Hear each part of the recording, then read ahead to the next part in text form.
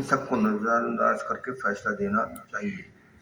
जैसा कि मैंने आपको बताया कि अगर आपके पास आ जाए फैसला करने के लिए और अगर आपकी उस शख्स से दुश्मनी है तो आप दुश्मनी की बिना पे उसकी झूठी गवाही दे दें, तो उस चीज़ को क्योंकि आपका नफ्स बोलेगा ना अब आज मेरी पकड़ में है भाई, आज इसको लंबा करने का मौका मिला है मुझे, तो आप उन सबको से बरी रहना है, उन सब से जो है पीछे छोड़ना है, अपने नफ्स की बात सुननी नहीं है बल्कि अल्लाह ताला की बात सुननी है और अल्लाह ताला ने जो कहा है वो करना चाहिए। अदल का एहतमाम जिस माशरे में होगा, गौर से सुने, ये तफसीर इब्न कसीर है। इब्न कसीर जो है उन्होंने फरमाते हैं, वो क्या फरमाते हैं कि अदल का ये एहतमाम जिस माशरे में होगा वहाँ अमन व सुकून होगा और अल्लाह की रहमतों और बरकतों का नुज़ूल होगा। सहाबा किराम ने इस नुक्ते को भी खूब समझ लिया था। सहाबा किराम ने इस नुक्ते को भी खूब समझ लिया था। चुनाचे हज़रत अब्दुल्ला बिन रवाहा की बाबत आता है कि आप सल्लल्लाहु अलैहि वसल्लम ने इन्हें खैबर के यहूदियों के पास भेजा कि वहां जाकर फलों और फसलों का तखमीना लगाकर आए। क्या कहा? हज़रत अब्दुल्ला बिन रवाहा को किसने भेजा? आप सल्लल्लाहु अलैहि वसल्लम ने भेजा। कहाँ भेजा? खैबर में। और खैबर में जाके भेजा, वहां जाकर बताया कि उनका जो वहाँ फले और दूसरी चीजें जो भी है, जो चीज पैदावार हो रही है उनका तखमीना लगाओ कि क्या हिसाब किताब बन रहा है, हमें आके बताओ तो सही क्या है। तो यहूदियों ने उन्हें रिश्वत की पेशकश की ताकि वो कुछ नरमी से काम लें। उन्होंने फरमाया, अल्लाह की कसम मैं इसकी तरफ से नुमाइंदा बनकर आई हूँ जो दुनिया में मुझे सबसे ज्यादा अजीज है और तुम मेरे नजदीक सबसे ज्यादा नापसंदीदा हो। आज तो नोट दिखावे तो अपने तो पहले पिघल जाने के बाद में देखेंगे, जो हो रहा है वो हो रहा है, बाद में देखेंगे, अभी तो निपट। तो वही क्या फरमाया अब्दुल्ला बिन रवाहा ने,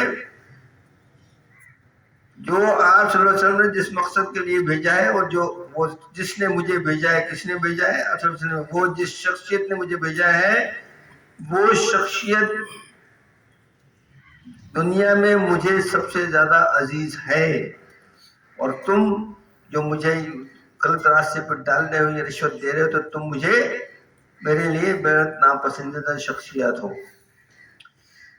लेकिन अपने महबूब की मोहब्बत और तुम्हारी दुश्मनी मुझे इस बात पर आमदन नहीं कर सकती कि तुम्हारे मामले में इंसाफ ना करूं। ये क्या है? मजबूती है अपने ईमान की। वो सब कुछ है, मेरे महबूब अपनी जगह है, तुमसे दुश्मनी अपनी जगह है, लेकिन ये इस बात पे मुझे राजी नहीं कर सकते कि तुम मेरे दुश्मनों को मैं तुम्हारे खिलाफ फैसला दूं या मैं अपने महबूब के खिलाफ दूं। मैं इंसाफ से और अदल से काम लेकर जो बात है वो बताऊंगा आप सल्लल्लाहु अलैहि वसल्लम को, ठीक है ना? तुम्हारे मामले में इंसाफ ना हो। ये सुनकर उन्होंने इसी अदल की वजह से आसमान और जमीन का निजाम कायम है।